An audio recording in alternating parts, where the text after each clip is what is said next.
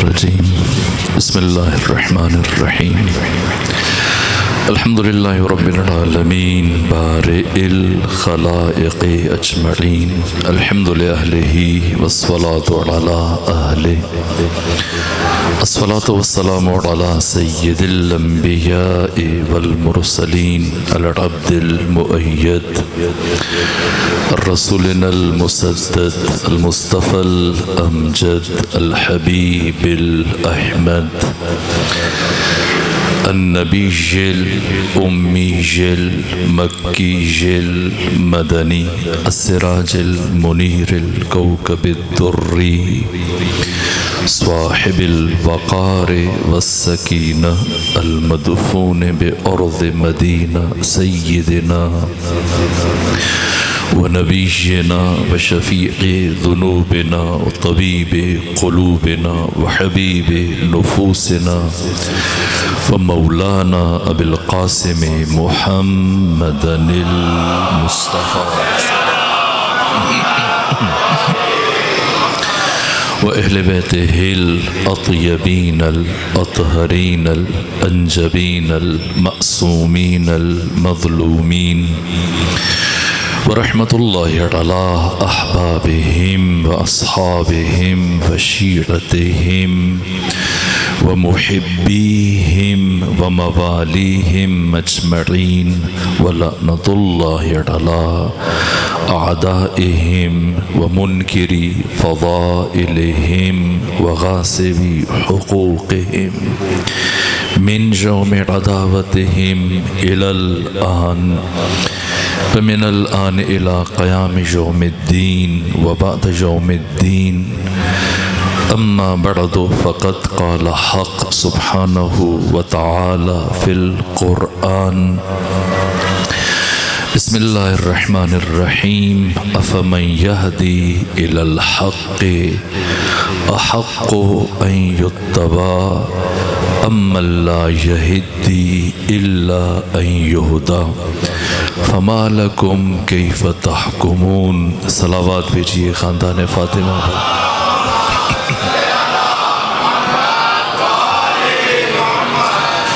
اس سے پہلے کہ اپنی گزارشات کا آغاز کروں آپ سے التماس ہے کہ جملہ مومنین مومنات شہداء اسلام ایسے مومنین کی جن کے لیے کوئی فاتحہ پڑھنے والا نہیں بالخصوص زوار توقیر حسین ان کی زوجہ ماجدہ جو مرحومہ ہیں اس طرح سے اختر حسین جعفری ان کے والدین مرحومین اور عمار یاسر جعفری اور شہداء ملت جعفریہ سب کی سال ثواب کے لیے سورہ فاتحہ اور سورہ اخلاص کی تلاوت کر لیجیے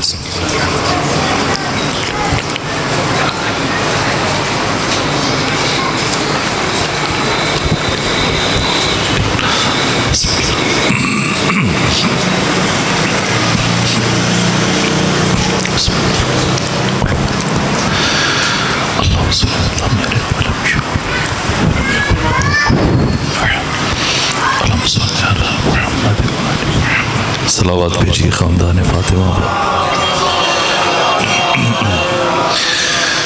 خدا سبحان کی بارگاہ میں سپاس گزار ہوں اور شکر گزار ہوں کہ اس مقام پر آپ بامعرفت مومنین کے نورانی چہروں کی زیارت کا شرف حاصل ہوا حق تعالیٰ آپ سب کو اپنی حفظ و پناہ میں رکھے امام ششم امام صادق علیہ آلاف و تحیت و ثنا کی شہادت کے ایام میں اور مجھ سے یہ خواہش کی گئی کہ میں امام کی سیرت سے متعلق چند کلمات آپ کی خدمت میں عرض کروں 250 سالہ عہد امامت مولا متقیان کی امامت سے لے کر امام عسکری کے عہد امامت تک ان 250 سالوں میں سے یہ 35 سال کہ جو آقا امام صادق علیہ آلاف و تحیت و ثنا کا عہد امامت ہے خصوصی اہمیت کا حامل ہے حضرت کی ولادت 83 ہجری میں ہوئی اور آپ کی شہادت 148 ہجری میں ہوئی۔ 65 سالہ آپ کی حیات طیبہ، جن میں سے 30 سال نائب امام کی حیثیت سے گزارے اور 35 سال آپ کا عہد امامت، امام عسکری تک 11 ائمہ میں سے طولانی ترین عمر امام صادق علیہ السلام کی ہے۔ مولا متقیان کی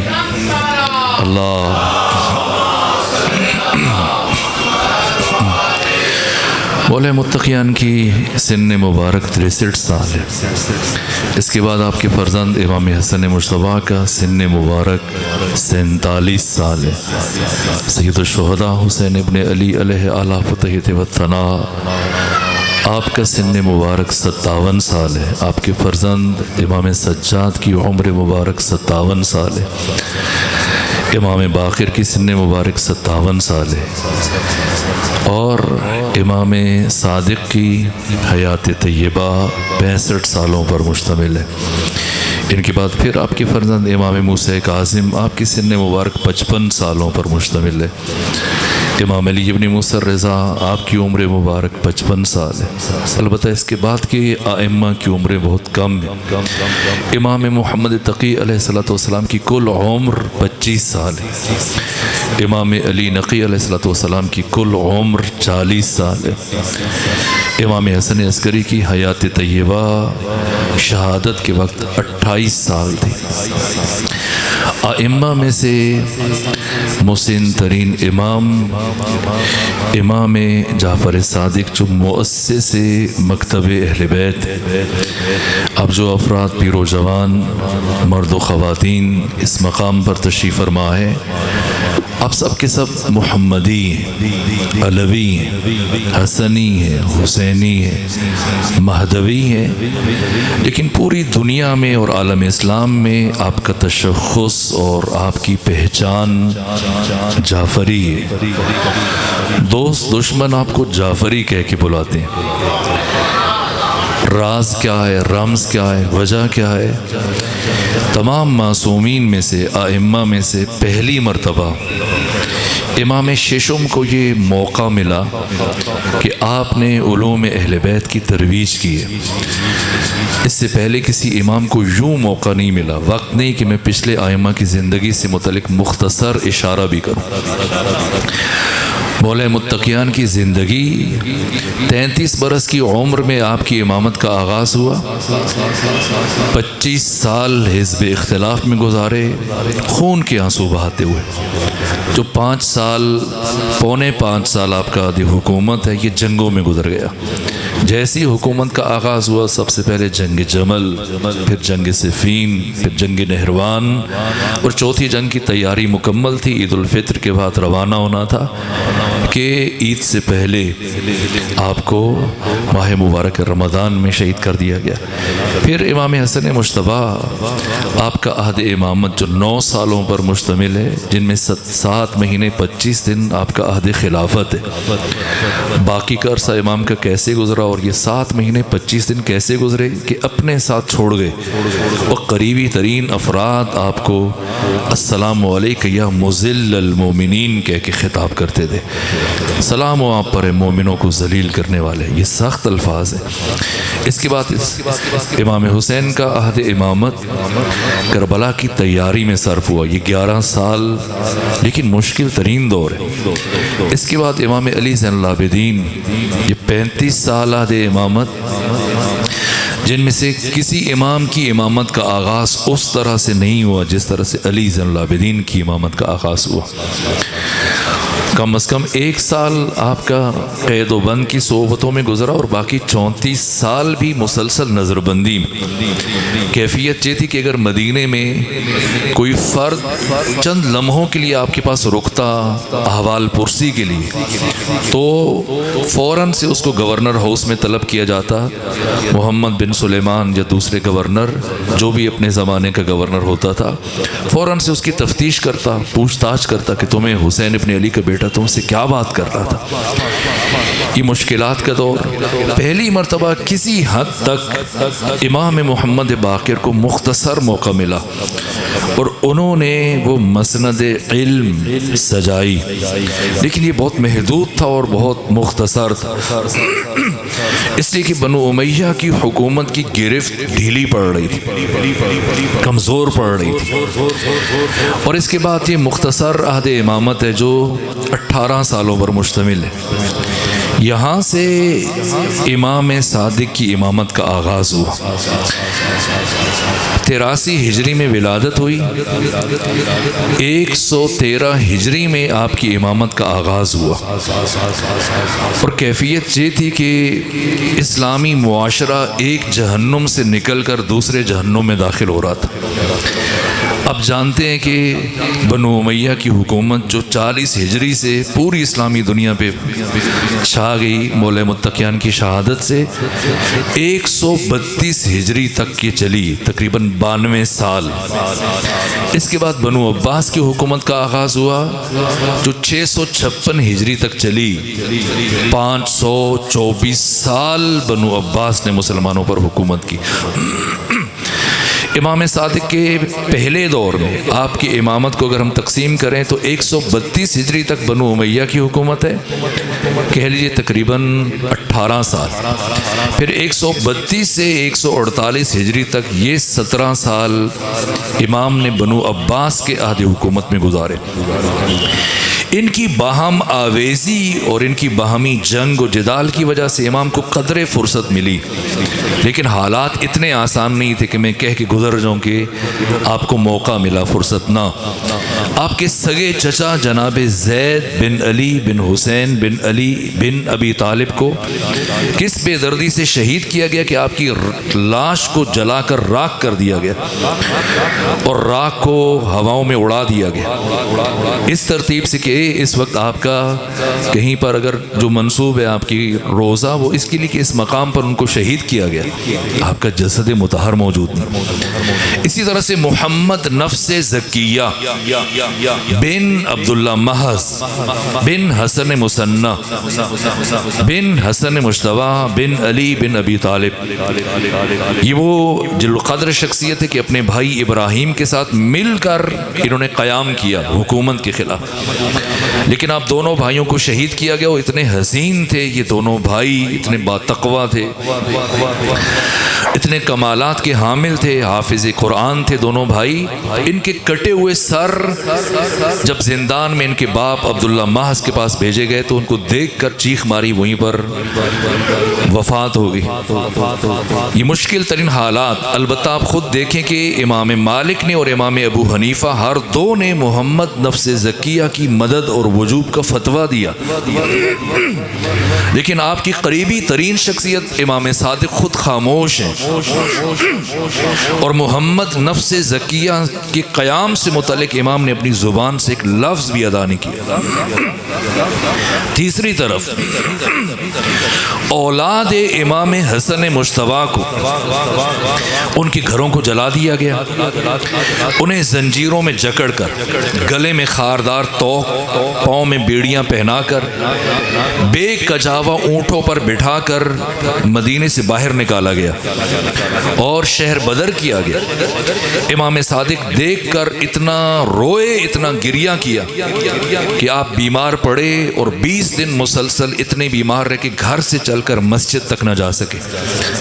اس کے باوجود خاموش رہے، یہاں تک کہ بنو امیہ کی حکومت کمزور پڑی اور بنو عباس ان سے اقتدار چھیننے میں کامیاب ہو گئے.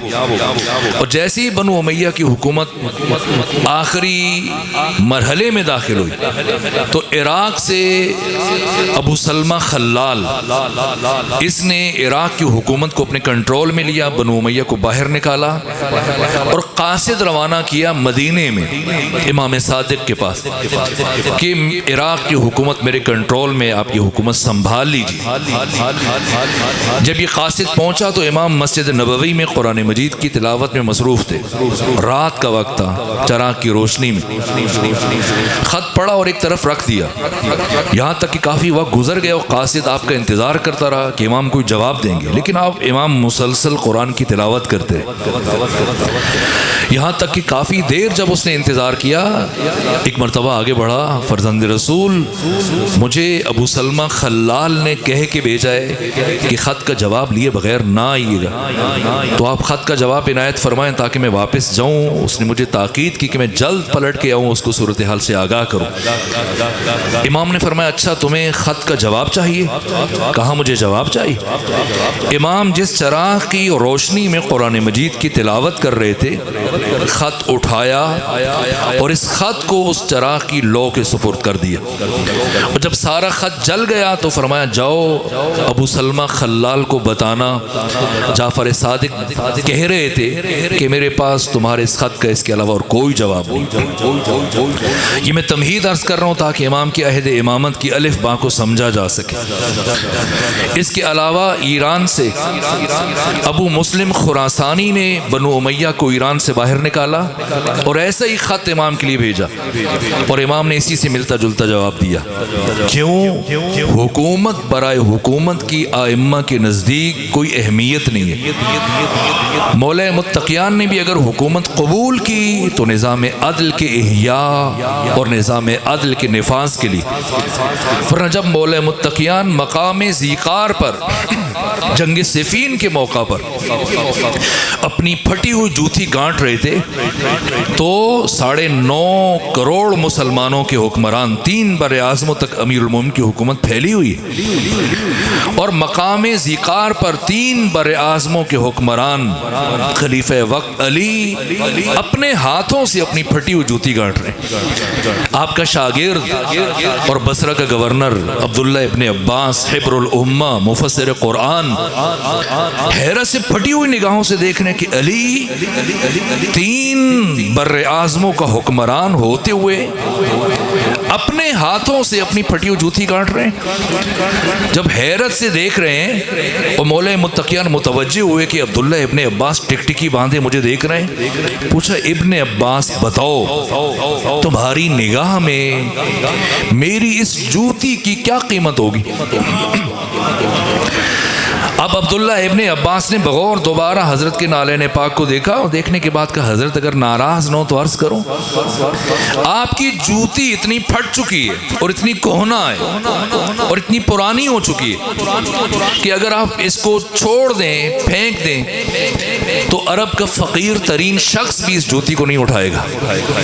یہ سنا حضرت نے نگاہ اٹھا کر ابن عباس کی طرف دیکھا اور فرمایا سنو ابن عباس، تمہاری اس حکومت کی قیمت اور تمہاری اس خلافت کی قیمت علی ابن ابی طالب کے نزدیک اس پھٹی ہوئی جوتی سے بھی کمتر ہے.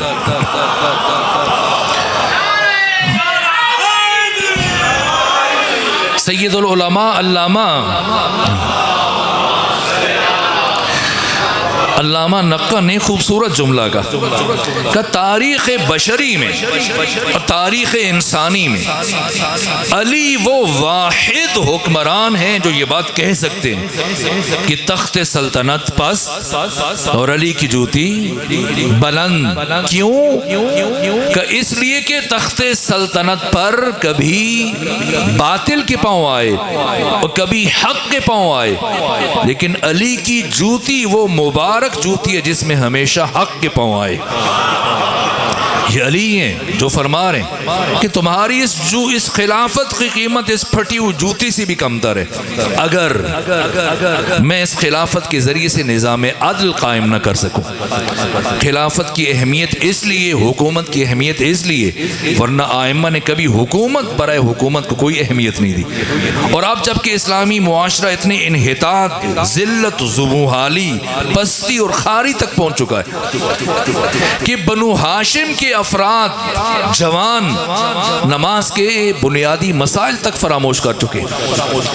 بنو امیہ کا یہ سیاہ اور تاریک دور اتنا کٹھن تھا کہ دیوار چین بن گئے مسلمانوں اور اسلام کے درمیان. ان حالات میں امام صادق کی امامت کا آغاز ہوا. کوئی خدا کا انکار کر رہا ہے, کوئی نبی کا انکار کر رہا ہے, کوئی امام کا انکار کر رہا ہے, کوئی آخرت کا انکار کر رہا ہے, کوئی دین کی مسلمات کا مذاق اڑا رہا ہے. ان حالات میں اپنے بابا کے چھوڑے ہوئے 5 سے 7 شاگردوں سے وہ مسند سجائی اور اپنے سلسلہ امامت کا آغاز کیا. اور پھر کہاں تک پہنچے, لیکن میں تمہیداً جب امام کی امامت کا آغاز ہوا, جیسی درس میں بیٹھے ہوتے تھے ابھی کوئی آ جاتا, کوئی خدا کا انکار کرتا, حتیٰ کوئی خود خدائی کا دعویٰ کرتا. یہاں تک کہ آپ کو بتایا گیا ابن درہم یہ ایک ملحد تھا جس نے خود خدائی کا دعویٰ کیا. امام کو پتہ چلا کہ خود کو خدا کہتے ہیں, لوگوں نے اس کی پرستی شروع کر دی. پوچھا کیوں اس کو لوگ خدا ماننا شروع ہوئے؟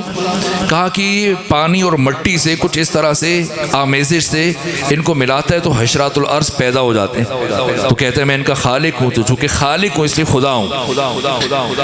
تو امام نے اپنے شاگردوں سے فرمایا کہ مجھے اس کے پاس لے چلے.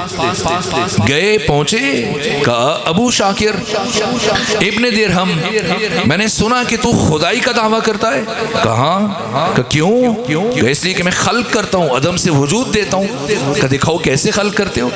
اس نے پانی مٹی کو خاص ترتیب اور ترکیب سے ملایا اور کچھ فاصلے کے بعد, کچھ وقت کے بعد اس سے حشرات الارض رینگنا شروع ہو گئے. کہ بتائیں کون ہے ان کا خالق, کس نے خلق کیا؟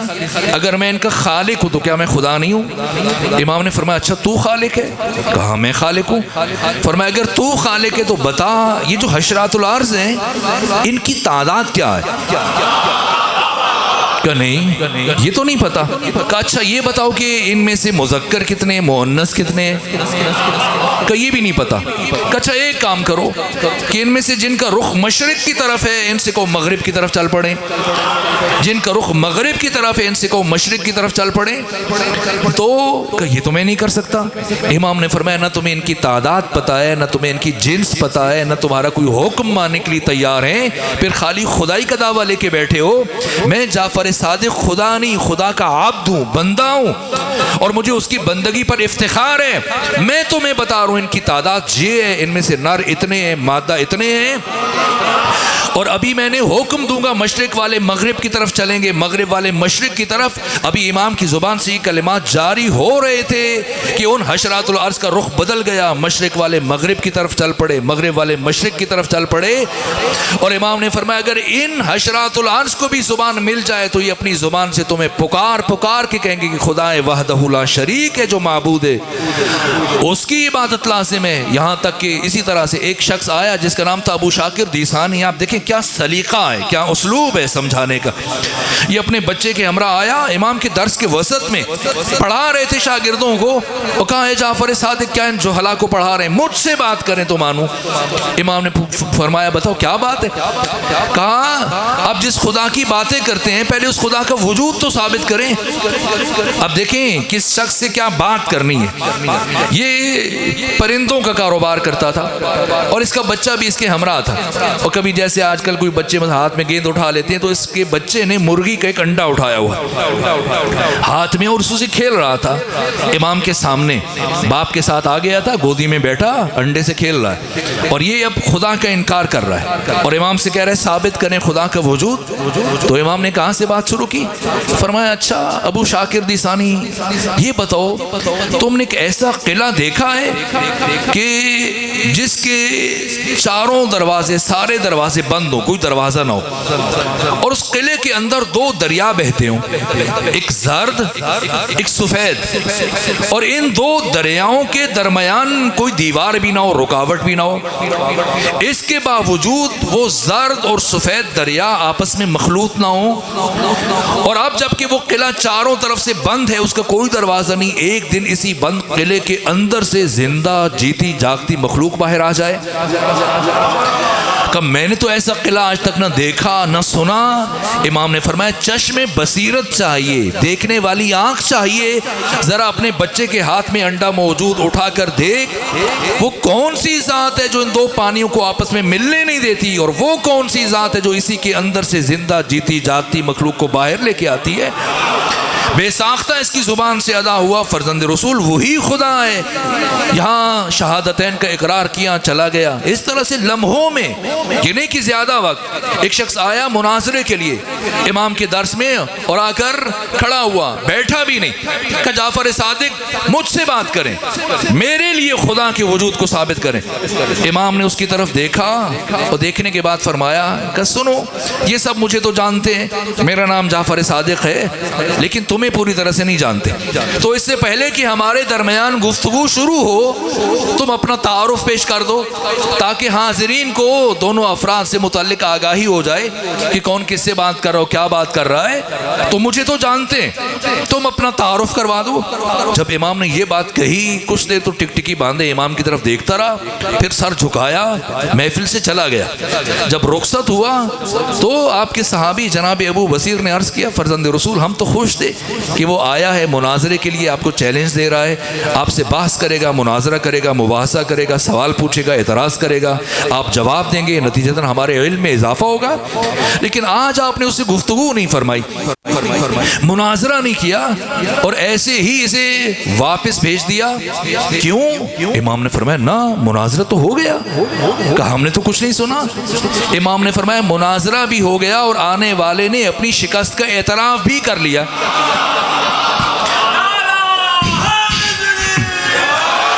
کہ وہ کیسے؟ ہم نے تو کچھ نہیں سنا۔ تو امام نے فرمایا کہ آنے والا خدا کے وجود سے متعلق مجھ سے مناظرہ کرنا چاہتا تھا، اور جب وہ آ کے کھڑا ہوا تو میں نے سب سے پہلے اس کا نام پوچھ لیا، اور اس کا نام عبداللہ تھا۔ جب میں نے نام پوچھا تو فوراً سے متوجہ ہو گیا کہ جعفر صادق مجھ سے نام کیوں پوچھ رہے ہیں۔ تو سمجھدار اور زیرک آدمی تھا، اب یہ سوچ میں پڑا کہ اگر نام بتاؤں تو اسے پتا تھا کہ اگلا سوال جعفر صادق نے کیا پوچھنا ہے، کہ جب اللہ ہی نہیں تو عبداللہ کہاں سے آ گیا۔ اس ترتیب سے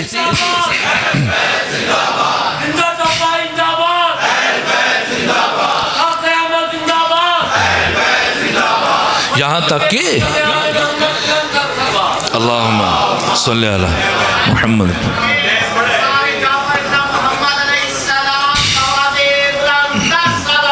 اللہ صلی علی محمد، رفتہ رفتہ شاگردوں کی تعداد میں اضافہ ہو رہا ہے، اور شروع میں تو امام خود گفتگو کرتے، بحث کرتے، مناظرہ کرتے، لیکن پھر مختلف علوم میں مختلف شخصیتوں کو تیار کیا۔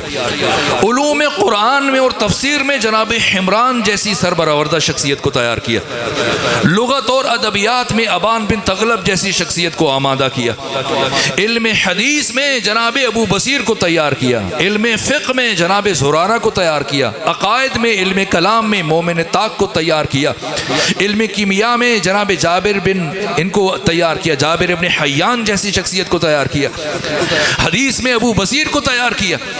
اب اگر کوئی گفتگو، یہ جابر بن حیان جن کا میں نے نام لیا، انہوں نے اپنی زندگی میں 400 کتابیں لکھی ہیں، اور ان کی کچھ کتابیں آج بھی دنیا میں موجود ہیں، آیت اللہ مرشی نجفی کی کتاب خانے میں۔ اپنی ایک کتاب کے شروع میں جابر ابن حیان، یعنی یہ بچے جوان فادر آف کیمسٹری کہتے ہیں، بابا کیمیا، شرق و غرب ان کو جانتا ہے کون ہے جابر ابن حیان، یہ شاگرد ہے امام صادق کے۔ اپنی 400 کتابوں میں سے ایک کتاب کے شروع میں یہ تاریخی جملہ لکھا، کیا؟ کہا کہ قیامت تک آنے والا کوئی ایک دانشور میرے کسی ایک نظریے کو بھی رد نہیں کر سکتا۔ کیوں؟ اس لیے کہ میں امام جعفر صادق کا شاگرد ہوں۔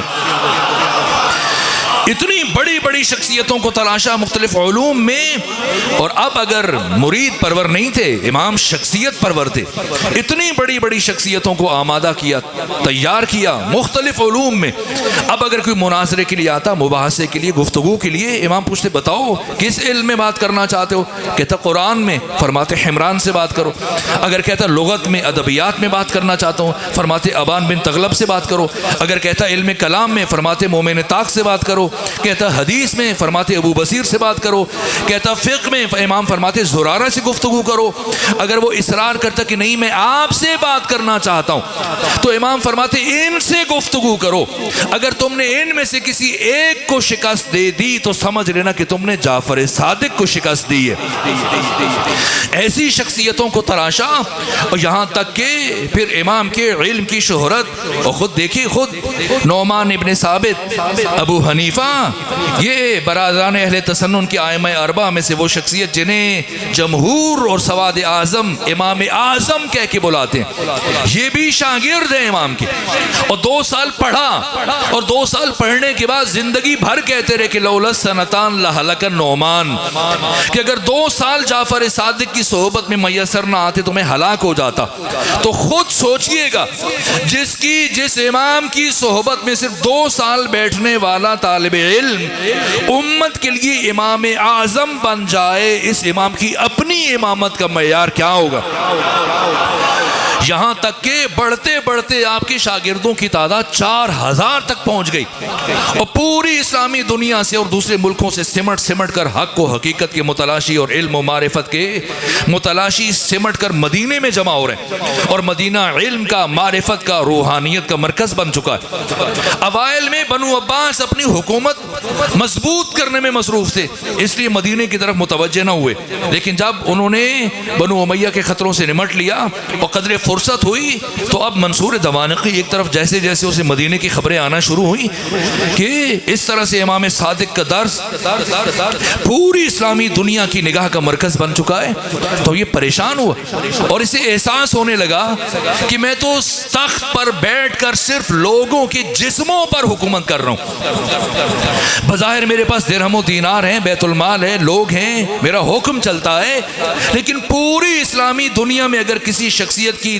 لوگوں کے دلوں پر حکومت ہے تو وہ جعفر صادق کے، تو کیا کرے؟ اس طرح سے امام صادق کی مرکزیت کو توڑنے میں کامیاب ہو جائے، تو اس نے اپنے مشیروں سے مشورہ لیا کہ بتاؤ کیا کروں، کس طرح سے امام جعفر صادق کی محبوبیت اور مرکزیت اور مرجعیت کو توڑنے میں کامیاب ہو جاؤں؟ تو اس کے مشیروں نے مشورہ دیا کہ ایسا کرو کہ کسی ایسے عالم اور دانشور کو ڈھونڈو کہ جو تمہارے دربار میں فقہاء اور محدثین اور علماء کی موجودگی میں جعفر صادق سے مناظرہ کرے، مباحثہ کرے، کچھ ایسے سوال پوچھے کہ جعفر صادق ان کا جواب نہ دے سکیں، پھر اس بات کو پوری اسلامی دنیا میں مشہور کر دو اور ان کے حلقہ درس پر پابندی عائد کر دو کہ یہ پڑھانے کی صلاحیت نہیں رکھتے اور یہ امامت کی صلاحیت نہیں رکھتے کہ اس طرح سے یہ ایک دانشور کے سوالوں کا جواب نہیں دے پائے، تو ان کے درس پر پابندی لگا دو اور اس خبر کو مشہور کر دو۔ تو چنانچہ یہ سننے کے بعد اس نے تتبع تفحص اور چھان پھٹک شروع کی کہ کسی عالم کو ڈھونڈے جو امام سے گفتگو کرے، لیکن اب جس سے بھی رابطہ کرتا ہے یا تو وہ براہ راست امام صادق کا شاگرد ہے یا امام کے شاگردوں کا شاگرد ہے۔ مسلسل تتبع تفحص اور چھان پھٹک کے بعد، تلاش کے بعد جا کے ڈھونڈا کسے؟ جناب نعمان بن ثابت کو، ابو حنیفہ کو، اور انہیں جب کہا کہ ہم چاہتے ہیں آپ کچھ سوال پوچھیں امام صادق سے کہ وہ لاجواب ہو جائے، انہوں نے عذر خواہی کی، معذرت کہ وہ میرے استاد رہ چکے، لیکن بعد میں تخویف اور تحریض کے نتیجے میں کچھ ڈرایا اور کچھ لالچ دلائی کہ ہم سرکاری سطح پر آپ کی امامت کا اعلان کریں گے اور آپ کے لیے وظیفہ معین کر دیں گے، اگر آپ وہ سوال پوچھیں دوسروں کو بھی فائدہ ہوگا، ہم کچھ اور تو آپ سے نہیں چاہ رہے۔ بالآخر ابو حنیفہ نے، نعمان بن ثابت نے قبول کیا، لیکن کہا کہ مجھے کچھ وقت چاہیے، اور 4 مہینے گزرنے کے بعد پھر رابطہ کیا کہ اب میں نے سوالات تیار کر لیے، اور اگر آپ صلوات بھیجیے خاندان فاطمہ۔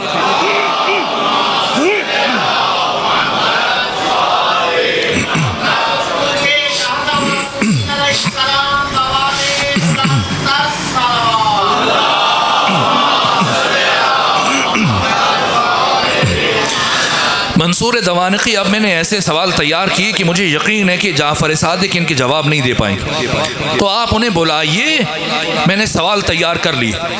چنانچہ 40 سوال تیار کیے 4 مہینے صرف کرنے کے بعد، اور اب امام کو مدینے سے بلایا گیا، اور جب امام تشریف لائے تو وسط میں منصور دوانقی کی کرسی ہے، اور داہنے طرف امام صادق کی کرسی، اور بائیں طرف امام ابو حنیفہ کے لیے مسند بچھائی گئی، اور اب ہزاروں خواص کا اجتماع ہے جس میں گورنر ہیں، سفیر ہیں، مشیر ہیں، اہل علم ہیں، محدث ہیں، فقیہ ہیں۔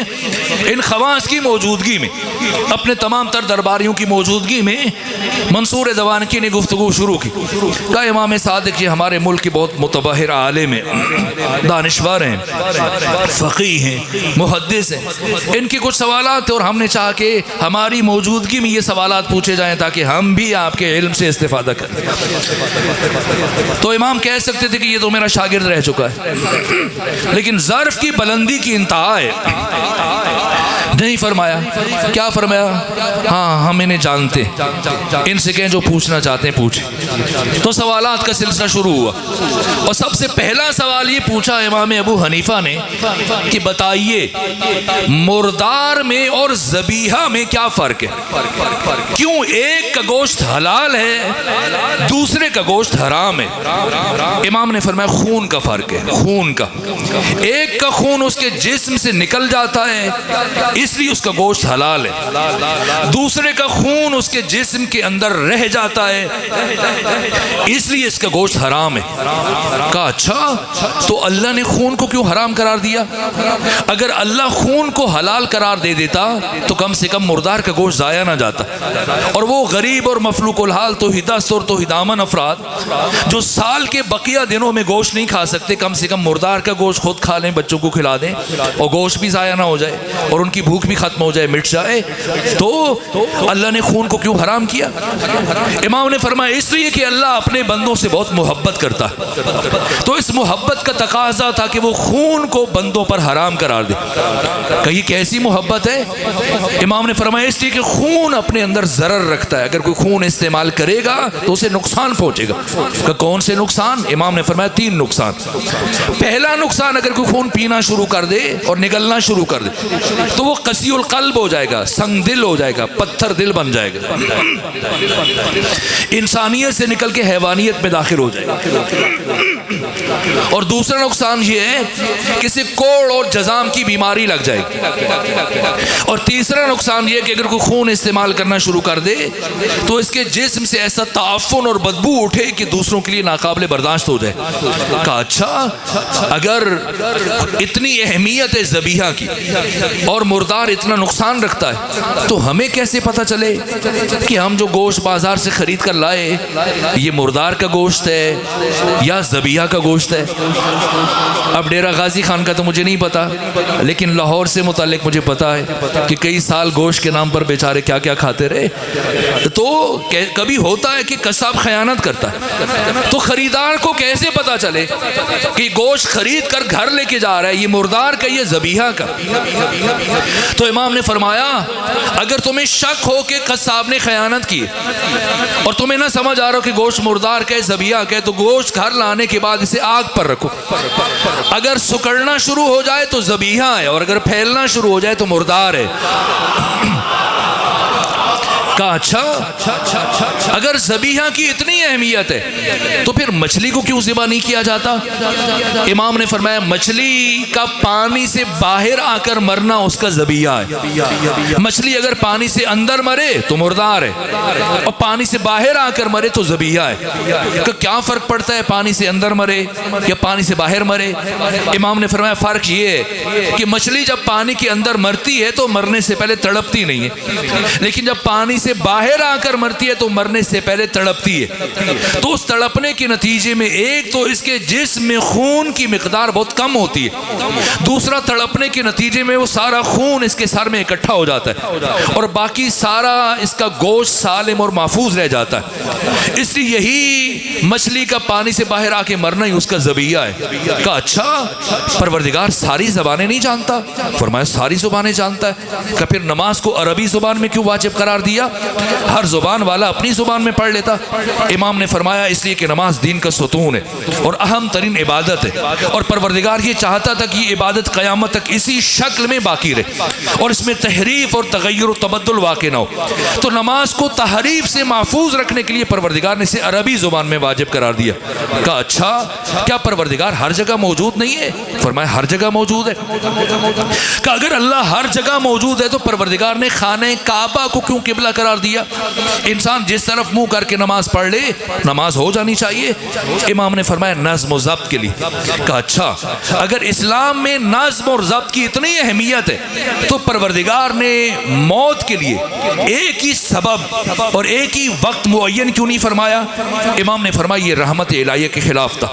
اگر اللہ سبب اور وقت معین کر دیتا انسان اپنی موت سے غافل ہو جاتا اور اس غفلت کی وجہ سے اس کے کمال کا سفر متاثر ہو جاتا. تو پروردگار کی رحمت کا تقاضا تھا کہ وقت اور سبب معین نہ کرے.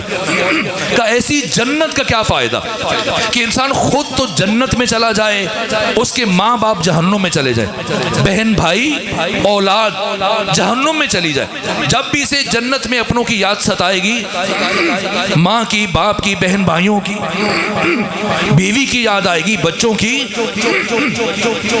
تو یہ جنت اس کے لیے جہنم بن جائے گی. تو ایسی جنت کا کیا فائدہ؟ امام نے فرمایا نہ ایسا نہیں ہوگا. کہ کیوں ایسا نہیں ہوگا؟ امام نے فرمایا جنت میں پہنچنے کے بعد انسان کی عقل کامل ہو جائے گی, اور جب انسان کی عقل کامل ہو جائے تو اس کی دوستی اور دشمنی کا معیار صرف خدا رہ جاتا ہے, اور جب دوستی اور دشمنی کا معیار صرف خدا بن جائے تو پھر کوئی انسان کبھی اللہ کے کسی دشمن کے لیے پریشان نہیں ہوتا. کہا اچھا یہ اعمال مادی ہیں یا روحانی ہیں, ان کا اجر و پاداش و ثواب؟ امام نے فرمایا روحانی. کہا اچھا اگر روحانی ہے تو اللہ نے قرآن میں یہ کیوں فرمایا کہ قیامت کے دن اعمال کو تولا جائے گا؟ اللہ کو تو یہ کہنا چاہیے تھا کہ قیامت کے دن اعمال کو گنا جائے گا. بھلا وہ کیسا ترازو ہے جس پر انسان کے اعمال کے اجر و ثواب کو تولا جا سکے؟ فرمایا ہوشیار ہو جاؤ. وہ ترازو اور میزان جس پر قیامت کے دن تمام انسانوں کے اعمال کے اجر و ثواب کو تولا جائے گا وہ ہم محمد و آل محمد کی ولایت کا میزان ہے. اگر ولایت ہے تو عمل قبول کر دیا جائے گا ورنہ رد کر دیا جائے گا. کہ اچھا کیا بات ہے, کیا وجہ ہے کہ آپ کے شیعہ, آپ کے ولایت کے ماننے والے یہ اعمال میں سست ہیں, نماز روزے میں غفلت کرتے ہیں, سستی کرتے ہیں, لیکن جو آپ کی امامت اور ولایت کو نہیں مانتے یہ بڑی باقاعدگی سے منظم انداز میں وقت پر اعمال کو بجا لاتے ہیں. تو اس کی وجہ کیا؟ امام نے فرمایا کہ ابلیس نے ہمارے شیعوں کو عقیدے میں گمراہ کرنے کی کوشش کی, ناکام ہو گیا.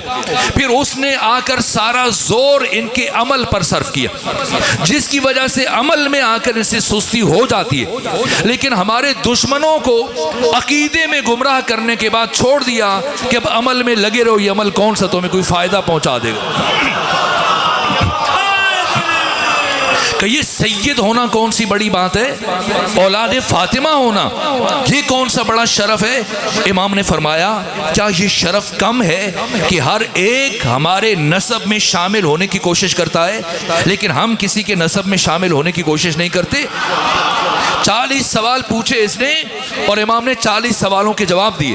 ہر جواب میں میں نے چونکہ اختصار سے کام لیا, علماء بصرہ کا نظریہ بیان کیا, علماء حجاز کا نظریہ بیان کیا, علماء کوفہ کا نظریہ بیان کیا, پھر قرآن و سنت سے اپنا نقطہ نظر بیان کیا. جب 40 سوالوں کے برجستہ جواب ابو حنیفہ نے سنے, ایک مرتبہ اٹھ کر کھڑا ہوا. یہ بھی بھول گیا کس نے بلایا, یہ بھی بھول گیا کس لیے بلایا, یہ بھی بھول گیا کہ بعد میں میرے ساتھ کیا سلوک ہو سکتا ہے. ایک مرتبہ فرتے جذبات کے عالم میں اٹھ کے کھڑا ہوا اور کھڑے ہونے کے بعد یہ تاریخی جملہ کا جسے محدثین اور مورخین نے اپنی کتابوں میں درج کیا. ایک مرتبہ منصور دوانکی کے دربار میں اٹھے امام اعظم ابو حنیفہ اور اٹھ کر یہ جملہ کہا اے امام جعفر صادق, آج ابو حنیفہ نعمان بن ثابت منصور دوانقی کے دربار میں کھڑے ہو کر یہ اعلان کر کے جا رہا ہے کہ چشم فلک نے پوری کائنات میں آسمان کی آنکھ نے پوری کائنات میں جعفر صادق سے بڑا عالم نہیں دیکھا ہے۔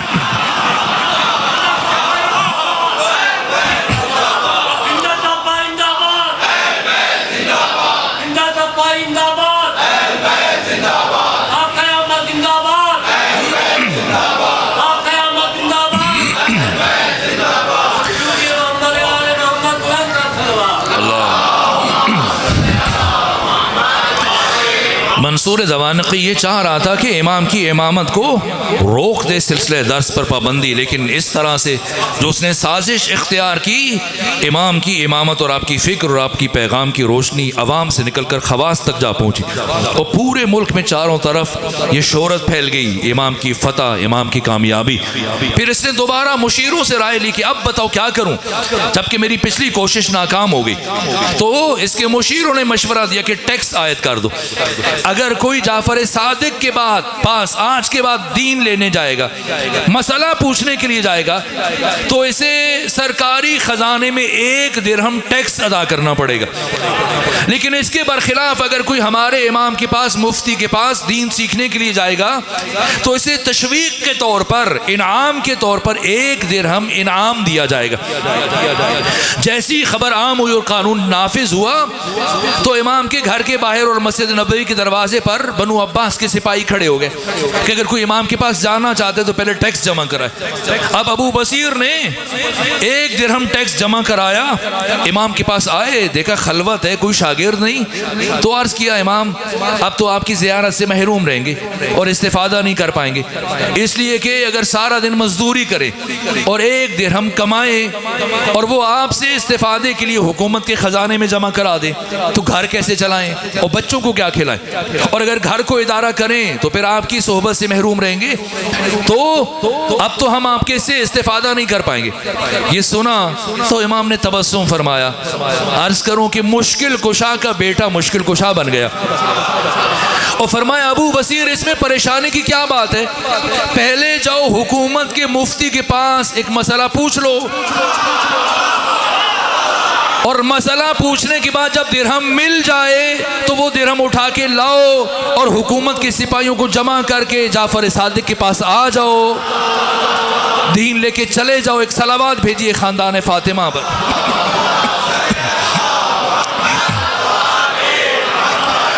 تو پہلے وقتاً فوقتاً ابو حنیفہ امام کی خدمت میں حاضر ہوتے رہتے تھے، لیکن اب 2 سے 3 سال گزر گئے، وہ ہمت نہیں ہو کہ کیسے سامنا کریں ایسی شخصیت کا جس نے انگلی پکڑ کے چلنا سکھایا ہو اور جس نے بولنا سکھایا ہو، اور تخویف یا تحریض کے نتیجے میں اسی شخصیت کے مقابلے میں آ کے کھڑا ہو جائے انسان، تو مشکل تھا سامنا کرے۔ تو اب 3 سال کے بعد ایک مرتبہ مدینے آنا ہوا اور دق الباب کیا، امام کے غلام نے دروازہ کھولا، اور جب دروازہ کھولا اور دیکھا سامنے ابو حنیفہ ہے تو عذر خواہی کی کہ امام کی طرف سے جن افراد سے ملاقات سے مجھے منع کر رکھا ہے کہ میں نہیں ملوں گا ان میں آپ کا نام بھی موجود ہے، اس لیے آپ واپس تشریف لے جائیے۔ لیکن ابو حنیفہ نہیں گیا، وہاں رکے رہے، یہاں تک کہ اہل کوفہ کا ایک وفد آیا امام سے ملاقات کے لیے، اور جب انہیں اذن باریابی ملا وہ اندر آئے امام کے گھر میں، تو یہ بھی ان میں شامل ہو گئے اور اندر آ کر بیٹھ گئے۔ تو جیسے ہی بیٹھے، اس سے پہلے کہ اہل کوفہ امام سے کوئی بات کریں، سوال پوچھیں، تو انہوں نے سوال شروع کیا، کہا اے امام کوفہ کا یہ خواص کا وفد آپ کے سامنے بیٹھا ہے، میں نے سنا ہے کہ اہل کوفہ بہت سارے ایسے افراد کے جو آپ سے عقیدت اور محبت رکھتے ہیں وہ بعض اصحاب رسول پر لعن طعن کرتے ہیں، انہیں گالی دیتے ہیں، تو آپ ایک تحریر لکھ کر ان کوفہ کے یہ جو افراد ہیں ان کے سپورٹ کریں کہ یہ لے جائیں اور اہل کوفہ تک آپ کا پیغام پہنچائیں تاکہ وہ یہ کام نہ کریں اور اصحاب رسول میں سے بعض افراد پر لعن طعن نہ کریں۔ امام نے فرمایا ابو حنیفہ کون ہماری بات کو سنتا ہے، کون ہماری بات کو اہمیت دیتا ہے؟ کہا آپ لکھیں تو صحیح، سب آپ کی بات کو مانیں گے، کہ میں کس سے کیا توقع رکھوں؟ خود کو دیکھو، تم 2 سال برابر میرے درس میں بیٹھے، میرے شاگرد رہ چکے ہو، مجھ سے دین سیکھا، اس کے باوجود کہ تم میرے شاگرد رہ چکے ہو اور میں نے تمہیں گھر آنے کی اجازت نہیں دی، میری اجازت کے بغیر میرے گھر میں داخل ہو گئے، میں نے تمہیں بولنے کی اجازت نہیں دی، بغیر اجازت اجازت کہ تم نے بولنا شروع کر دیا، تو جب میرا شاگرد میری بات کو ماننے کے لیے تیار نہیں تو میں کسی اور سے کیا توقع رکھوں کہ وہ میری بات کو مانیں گے؟ ابو حنیفہ، میں نے سنا ہے کہ آج کل آپ نے امامت کا دعویٰ کر رکھا ہے، خود کو امام سمجھتے ہیں۔ میں کہا کیوں امام نہ سمجھوں جبکہ مجھ میں یہ صلاحیت پائی جاتی ہے؟ کہا اچھا، آپ کا یہ خیال ہے کہ آپ میں امامت کی صلاحیت پائی جاتی ہے؟ جواب دیا ہاں۔ کہا اچھا، اگر آپ سمجھتے ہیں کہ آپ میں امامت کی استعداد پائی جاتی ہے تو یہ بتائیں کہ اگر کوئی شخص حالت احرام میں ہرن کے اوپر والے دانت توڑ دے تو اس کا کفارہ کیا ہے؟ کچھ دیر سوچتے رہے کہ مجھے صرف اس مسئلے سے متعلق نہیں پتا۔ امام مسکرائے، فرمایا آپ کو تو یہ بھی نہیں پتا کہ ہرن کے اوپر والے دانت ہوتے ہی نہیں ہیں؟ تو جب اتنا نہیں پتا تو آپ نے اتنا بڑا دعویٰ کیوں کر رکھا اور لوگوں کیوں گمراہ کر رہے ہیں؟ اور میں نے سنا کہ آپ دین میں قیاس سے کام لیتے ہیں، در حالی کہ دین میں سب سے پہلے جس نے قیاس کیا وہ ابلیس تھا۔ کہا آپ خود بتائیں، جب مجھے کسی مسئلے کا حل قرآن سے نہیں ملے گا، سنت سے نہیں ملے گا، حدیث سے نہیں ملے گا، تو میں اس کا جواب کہاں سے لوں گا سوائے قیاس کے؟ امام نے فرمایا اگر آپ کا منہج قیاس ہے اور آپ کا مشرب قیاس ہے تو یہ بتائیں کہ قتل بڑا جرم ہے یا بدکاری بڑا جرم ہے؟ کہ قتل بڑا جرم ہے۔ کہ اگر آپ کے خیال میں قتل بدکاری سے بڑا جرم ہے کہ ایسا ہی ہے تو پھر قتل کے ثبوت کے لیے 2 گواہ کافی ہیں، لیکن بدکاری جو قتل سے چھوٹا جرم ہے اس کے ثبوت کے لیے 4 گواہ دین میں شرط قرار دیے گئے۔ اگر منہج قیاس ہے تو پھر اس فرق کی وجہ بتائیں؟ کہ نہیں معلوم۔ کہ اچھا یہ بتائیں کہ نماز افضل ہے یا روزہ افضل ہے؟ کہ نماز افضل ہے۔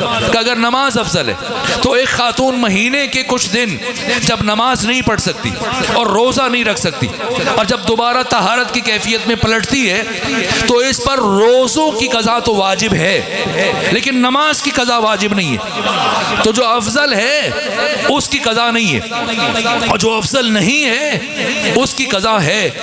اس کی وجہ کیا ہے؟ کہ نہیں معلوم۔ کہ یہ بتائیں عورت کمزور ہے یا مرد کمزور ہے؟ کہ عورت کمزور ہے۔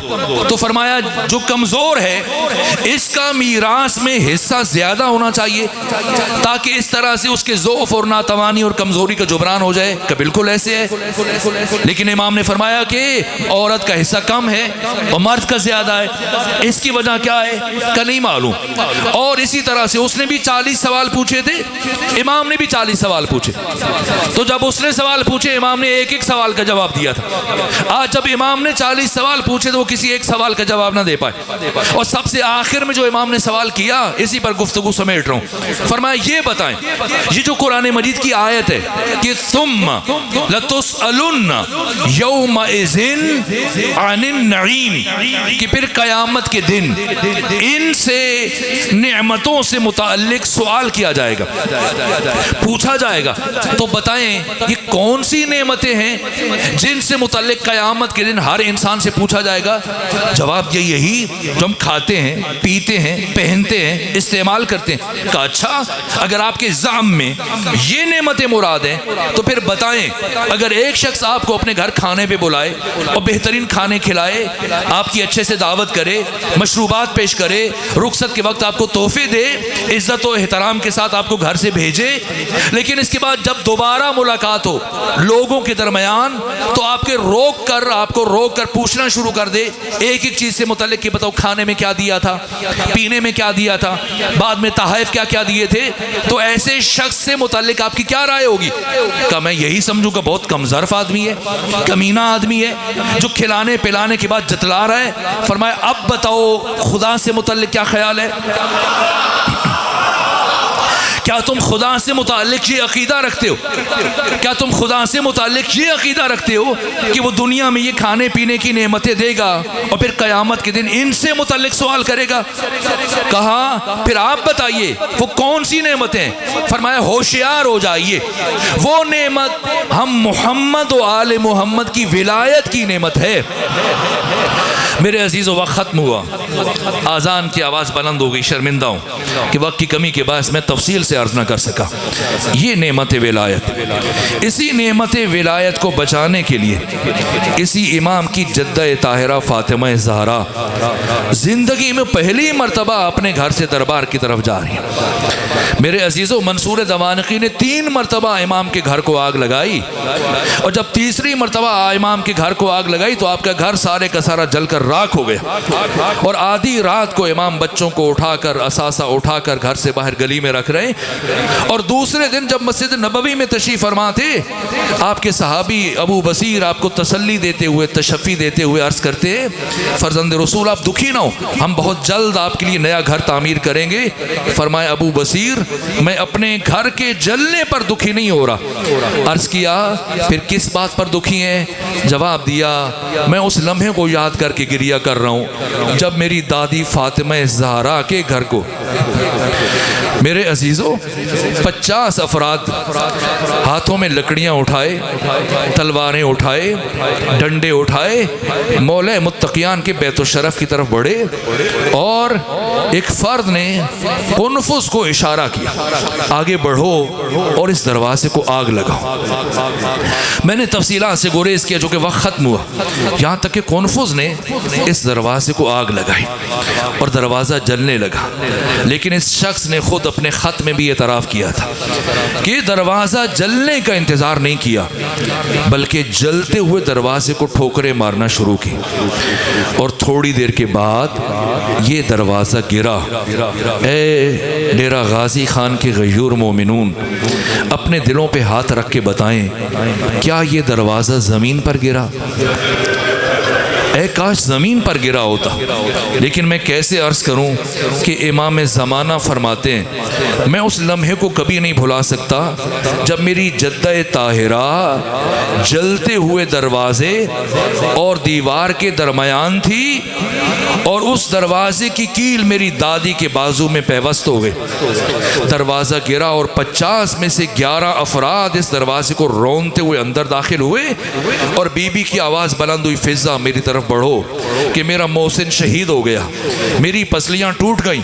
اور ان 11 افراد میں سے ایک فرد جس کے ہاتھ میں رسی ہے کوشش کر کے امیر المومنین سے قریب پہنچا کہ کسی طرح سے حضرت کے گلوئے اطہر میں رسی ڈالے، لیکن اس سے پہلے کہ وہ حضرت سے قریب پہنچتا مجھے نہیں معلوم سیدہ زہرا کس طرح جلتے ہوئے دروازے کے نیچے اٹھیں، کس طرح ان ٹوٹی ہوئی پسلیوں کے ساتھ آگے بڑھیں، اور آگے بڑھ کر شیخ عباس قمی صاحب مفاتیح الجنان نے بیت الاحزان میں یہ جملے لکھے کہ آگے بڑھ کر بی بی علی اور اس دوسرے شخص کے درمیان آ کر کھڑی ہو گئیں، اور یہ جملہ کہا کہ میری زندگی میں تو کبھی علی تک نہیں پہنچ پائے گا۔